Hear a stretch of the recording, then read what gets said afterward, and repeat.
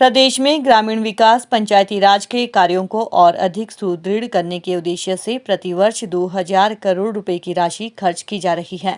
ये जानकारी शुक्रवार को पंचायती राज मंत्री वीरेंद्र कंवर ने रामपुर में आयोजित स्वर्ण जयंती ग्राम स्वराज सम्मेलन की अध्यक्षता करते हुए दी। उन्होंने बताया कि मनरेगा के तहत 950 करोड़ रुपए खर्च कर विकास कार्यों को पूरा किया जा रहा है। उन्होंने कहा कि प्रदेश में 412 नई पंचायतें बनी हैं। उन्होंने पंचायती राज संस्थाओं के प्रतिनिधियों और सदस्यों को गांव की प्रत्येक पंचायत को मजबूत करने का आह्वान किया। उन्होंने कहा कि पंचायती राज संस्थाओं को केंद्र और प्रदेश की विभिन्न योजनाओं का सीधा पैसा पंचायतों को आ रहा है, इसलिए चुने हुए प्रतिनिधि अपने क्षेत्र के विकास की जानकारी और जागरूकता अवश्य रखें। सरकार की विभिन्न योजनाओं को आम जन तक पहुंचाने के लिए पंचायती राज संस्थाओं के सदस्यों का महत्वपूर्ण योगदान है। उसके प्रति पंचायत अथवा पंचायती राज संस्थाओं के प्रतिनिधियों अथवा सदस्यों का जानकारी होना अति आवश्यक है। उन्होंने कहा कि कृषि, मत्स्य एवं पशुपालन के तहत अनेक ऐसी योजनाएं हैं जिसका लाभ उठाकर ग्रामीण जनता अपनी आर्थिकी को सुदृढ़ कर सकती है। हम इन सभी योजनाओं की जानकारी उन तक पहुंचाएं। उन्होंने कहा कि ग्राम स्वराज सम्मेलन प्रत्येक जिला के मंडल और विकास खंड स्तर पर आयोजित किए जाएंगे ताकि जहां प्रतिनिधियों को ग्रामीण अर्थव्यवस्था को सुदृढ़ करने के लिए जानकारी और जागरूकता प्रदान की जा सके। उन्होंने कहा कि पंचायती राज संस्थाओं के चुने हुए प्रतिनिधियों को विकास की चिंता करते हुए जिम्मेदारी पूर्वक अपने कार्यों को करना आवश्यक है। गांव में विकास को गति प्रदान करते हुए हमें अपने कार्यों में पारदर्शिता लानी आवश्यक है।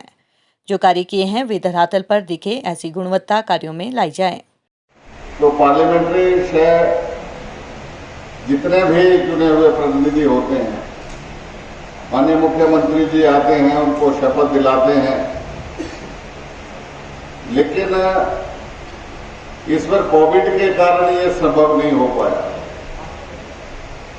और वैसे भी हिमाचल प्रदेश के पूर्ण राज्यत्व दिवस के चलते ये 50 वर्ष का हमारा सफर पूरा हुआ है, तो हम स्वर्ण जयंती वर्ष भी जो है वो प्रदेश का मना रहे हैं। तो माननीय मुख्यमंत्री जी ने निर्णय लिया कि हम ग्राम स्वराज सम्मेलन जो है वो हम हर जिला के अंदर जाकर के करेंगे। लेकिन फिर कोविड की दूसरी लहर आ गई। एक ही जगह ऊना में ये संपन्न हुआ था, लेकिन बाकी जिलों के अंदर जो था वो नहीं कर पाए। लेकिन अब तय हुआ कि मंडल स्तर के ऊपर, विकास खंड स्तर के ऊपर इस तरह के सम्मेलन जो है, पंच परमेश्वर सम्मेलन जो है वो किए जाए। श्री केवल शर्मा जी ने पूर्व में तो गांव के लोग कहते थे कि पंचायत बुला लो, और उसमें कोई पंचायतों के चुनाव नहीं होते थे। चुने हुए लोगों को, कुछ प्रमुख लोगों को जो था वो एक जगह बिठाते थे और फिर वो जो निर्णय देते थे, जिसको हम कहते थे पंचमुखे परमेश्वर, की पंच के मुख पर परमेश्वर का जो है वो वास करता है, और समाज के लोग उसको मानते थे।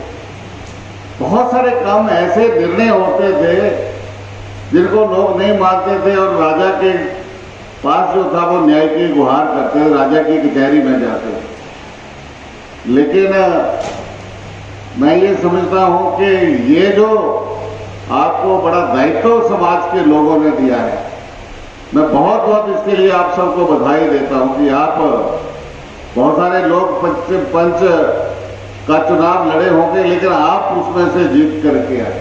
अब नई पंचायतें बनी है तो आज हमारे पास टेक्निकल असिस्टेंट्स की कमी है, जेआरएस की कमी है, सेक्रेटरीज की, पंचायत सेक्रेटरीज की कमी है, और हम सब भली भांति से इस बात को समझते हैं।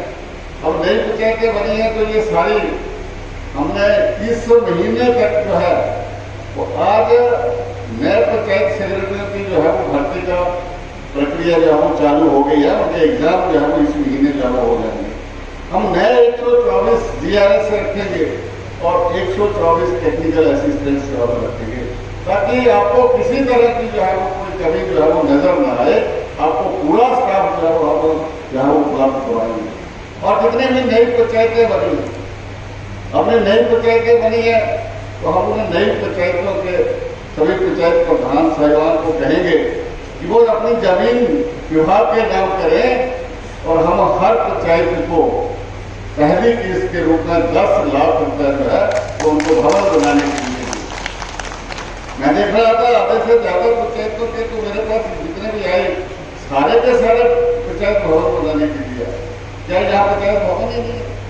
ये तरीका से हम सिर्फ छोटे छोटे गड्ढे खोद सकते हैं। पहले ऐसा होता रहा कि 50,000 का काम किया, 1 लाख रुपए का काम किया। शायद आपको यहाँ पर वो डॉक्यूमेंट्री नहीं दिखाई होगी जो इन 3.5 वर्षों के अंदर हमारी ग्राम पंचायतों ने जो काम करके दिखाए। मेरा आपसे निवेदन है कि आप सब जैसे घर के मुखिया होते हैं, हम घर के मुखिया के रूप में हम 1 साल की प्लानिंग करते हैं कि घर में हमको 1 वर्ष के अंदर क्या क्या करना है।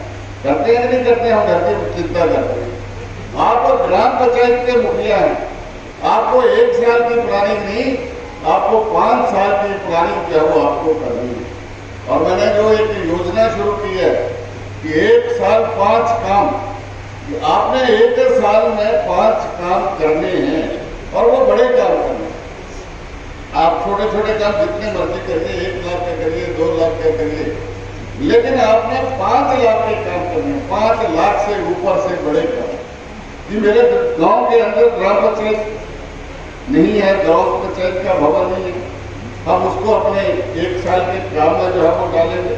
मेरे गांव के अंदर एम्बुलेंस रोड नहीं है, वो मेरा रोड बनना चाहिए और उसके लिए सिर्फ 2 लाख या 5 लाख नहीं, अगर उसके ऊपर जो है 20 लाख भी लगना है तो हमने उसको 20 लाख का शुल्क जो है उसमें डालना है। पूर्ण है कि इतना पैसा हमें आज आ रहा है। मैं तो हैरान था कि जैसे ही मैं बैठा वैसे ही आपने रेजोल्यूशन के अपार्टमेंट का ढेर लगा दिया। ये पैसा आपके पास है, आपको अपनी शक्तियों का बोध जो है वो करना है।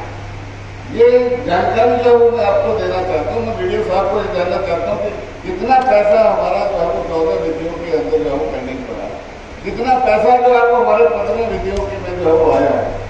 आज जहाँ मनरेगा के अंदर सरकार, मेरी सरकार बनने से पहले 2003 तक जो अपना 17-18 तक जो है वो मात्र 250 से 300 करोड़ खर्च होता है। हमने इस वर्ष 950 करोड़ का जो है वो अपना मनरेगा के अंदर जो है वो खर्च किया है। और अभी एक ही क्वार्टर में ही अगर हम देखें तो आज 450 करोड़ से ज्यादा पैसा जो है वो हमने एक ही है मनरेगा में खर्च किया है।